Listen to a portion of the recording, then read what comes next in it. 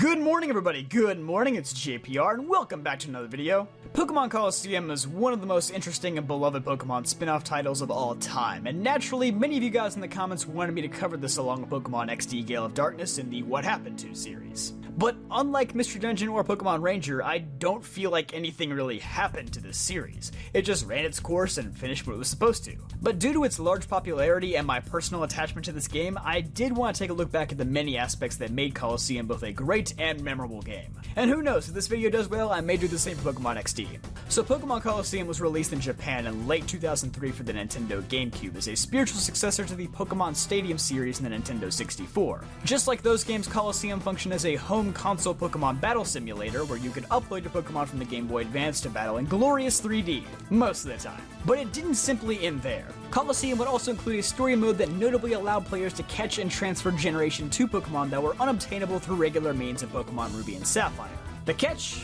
Well, to catch a Pokemon in this game, it has to be a Shadow Pokemon, or a highly aggressive Pokemon that radiates dark energy after having the door to its heart artificially closed by the evil organization CIPHER. Now, we don't know for sure where the concept for Shadow Pokemon came from, but if I had to wager a guess, I would say it was likely inspired by the idea of evil Pokemon captured in Dark Balls in the 4th Pokemon movie, which just so happened to come out only 2 years before this game released. Although the Pokemon anime is mostly built on concepts from the games have also been known to sometimes take elements back from the anime, and I personally believe there's a good chance that's what happened here. Granted, the idea of dark or rebellious Pokemon have been a long-running idea in all types of Pokemon media before that, but strangely the core games have always shied away from this concept, usually pushing the narrative that there's no such thing as an evil Pokemon, just evil people. Yeah, that's great and all, I'll take my evil Pokemon game now please. By building the core gameplay around this idea of saving corrupted Pokemon, this game was able to push into new territory for telling stories. For an example of this, look no further than this game's main protagonist, Wes. Wes is not your average 10-year-old setting out on a Pokemon journey to be the greatest trainer.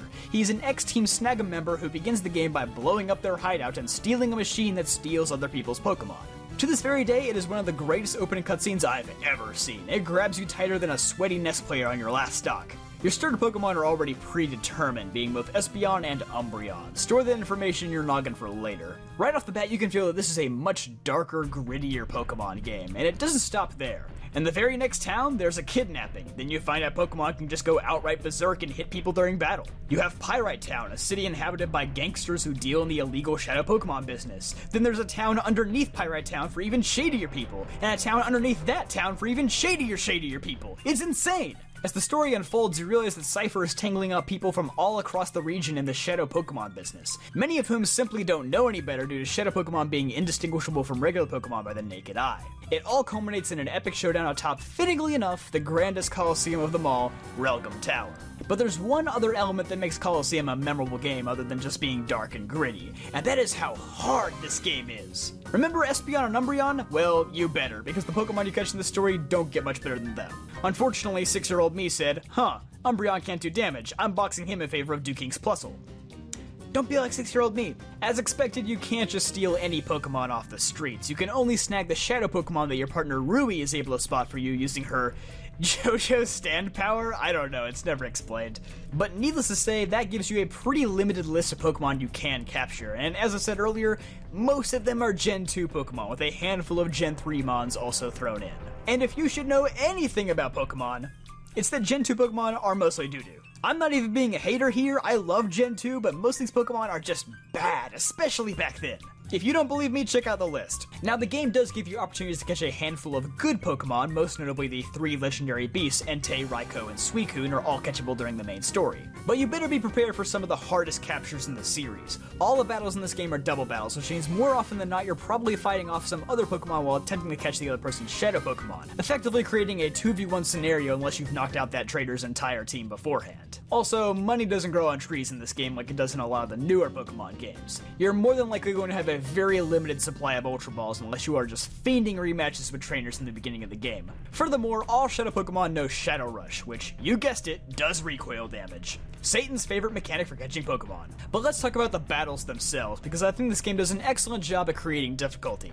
Let me reiterate that all the battles in this game are double battles, which opens up a lot of different possibilities. Most of the battles against regular trainers are nothing special, it's still the same easy to pick up and understand battle system from the mainline games, but the twists come with the 4 CIPHER admins, all of which have their own unique double battle strategies for making you hate your life. Mirror B uses a rain dance team consisting of 4 Ludicolo's, 2 with Rain Dish and 2 with Swift Swim, and there's a good chance that you won't know which ones are offensive and which are defensive. It's also worth noting that the rain makes it easier to KO his Shadow Pokemon Sudowoodo, so watch out for that.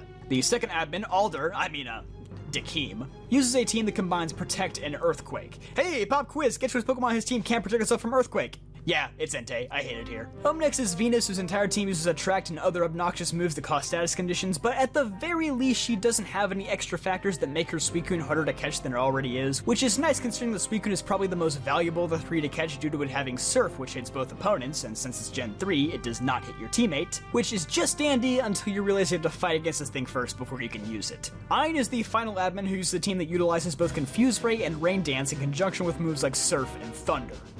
Ouch. Also, you fight all 4 of these admins again at the end of the game with better teams. Good luck. But that's not even the craziest part. If you thought you could get a leg up on these guys, whether it's the first battle or a rematch, it doesn't matter, because their leads are randomized. That's right, any 2 Pokemon on their team can come out first, aside from their Shadow Pokemon. This also happens in the Pokemon Stadium and Battle Revolution games as well, but I thought it was worth pointing out regardless because that is such a crazy cool feature. But the greatest challenge of all is obtaining the grand prize of Ho-Oh, which, unless you were one of the few extremely lucky people who were able to receive the Naval Rock event of Pokemon Emerald, which, let's face it, you weren't, this would be the only way to legitimately attain Ho-Oh in the West outside of Gen 2 until Pokemon Heart Gold and Soul Silver's release in 2010, making Ho-Oh one of the most sought after Pokemon of Generation 3 and early Gen 4. In order to catch Ho-Oh, you would have to first snag and purify all 48 Shadow Pokemon from the main story and post-game story, and then defeat all 100 trainers at Mount Battle in Battle Mode. On the bright side, you could just upload your team of legendary Pokemon from the mainline games to Colosseum for an easier climb to the top, but even with that, you're more than likely sinking over 3 hours into this challenge. It can be difficult enough to just catch all 48 Shadow Pokemon, but this part is absolutely grueling. If you're one of the few people who managed to obtain the special Ho-Oh, you better hang on to it. It's easily one of the most impressive Pokemon that any person could have in their collection.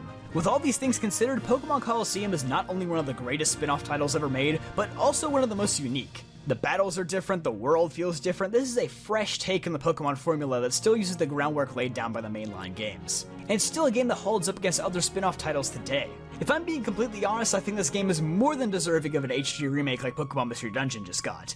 They can update some of the outdated battle mechanics and even throw in a few new Shadow Pokemon that didn't make the cut in Sword and Shield. If this game had Pokemon Home connectivity, it could serve the same role now that it did back in Gen 3, bringing forgotten Pokemon back into the limelight. It may actually be the perfect time for another game like this to make an appearance. Another funny aspect of this game is that it honestly feels like an introduction to competitive Pokemon battling. It was released the year before the Pokemon World Championships were established in 2004, and although they didn't integrate the video games into the championships until 2009, it has always been a double battle format. Sometimes I wonder if Colosseum had any influence on that. This game clearly expands much further on double battles than the mainline Gen 3 games did, and shows you how you can effectively use strategies involving 2 Pokemon at once. I may be thinking too far into this, but there's a chance that this game may have shaped the landscape of competitive VGC today.